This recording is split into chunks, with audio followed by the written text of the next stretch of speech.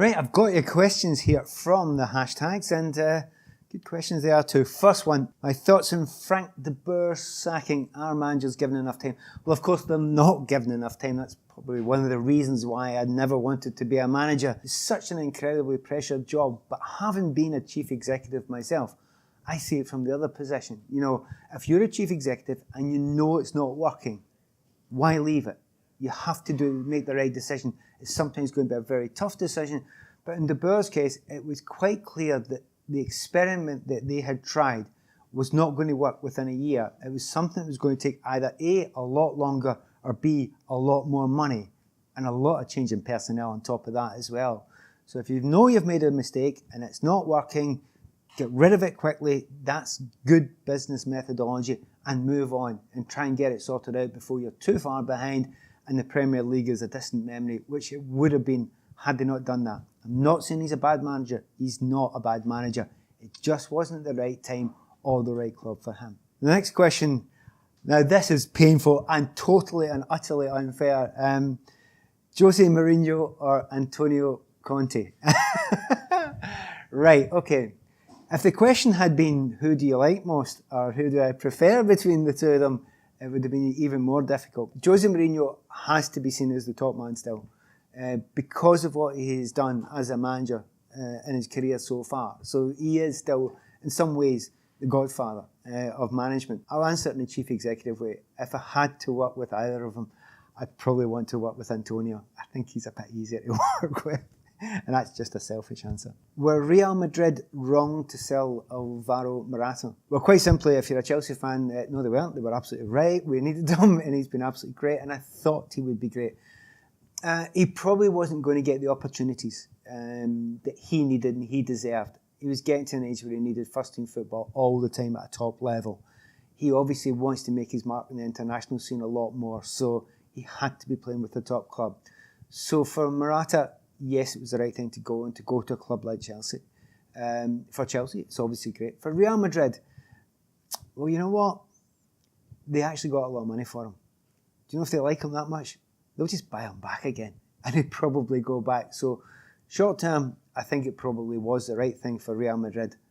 But you know what? I wouldn't be surprised in the long term they buy him back, and it will cost them money.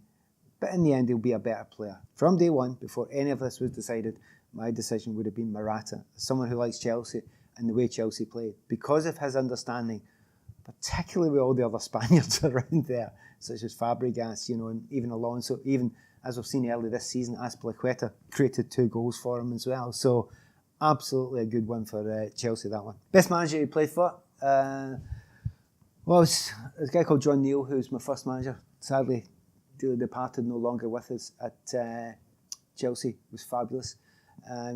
Even at Clyde, it was my very young days when I was studying, doing my degree up in Glasgow. The Clyde manager, I was playing part-time for Clyde, was Craig Brown, who went on to be the Scotland manager. I've been fortunate enough to work under Sir Alex Ferguson. He was quite good. He was all right. But he wasn't the best. And that might surprise some people, because for a very short period of time, another name I should mention was Colin Harvey at Everton, who was great, and Johnny King at Tranmere, who was good. But I worked under Jock Stein. And Jock Stein, who was the Scotland manager for a period of time, before that the Celtic manager, had a period of time at Leeds as well. He was a genius. All you need to do is ask Sir Alex Ferguson about Jock Stein. He was an utter genius. His knowledge of the game, his knowledge of individuals, his psychological knowledge, he was wasted in football. He could have been leading a country, that man. He was brilliant. So Jock Stein, look him up if you don't know about him. If Ronaldo and Messi are the top 2 players in the world, who are 3 and 4? Great question. I have to say that. I have to think. I think it's changing. I think Neymar's there. I really do think Neymar's there. I think we'll find that as PSG.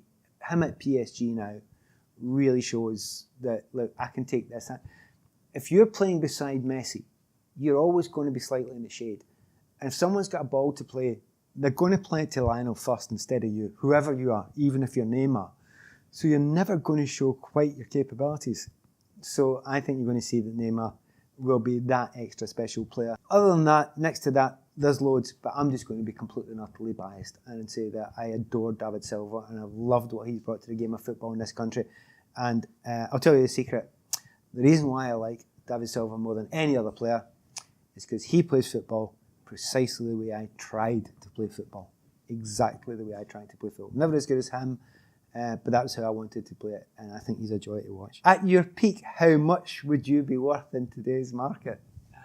That's awful. Okay, let's do it.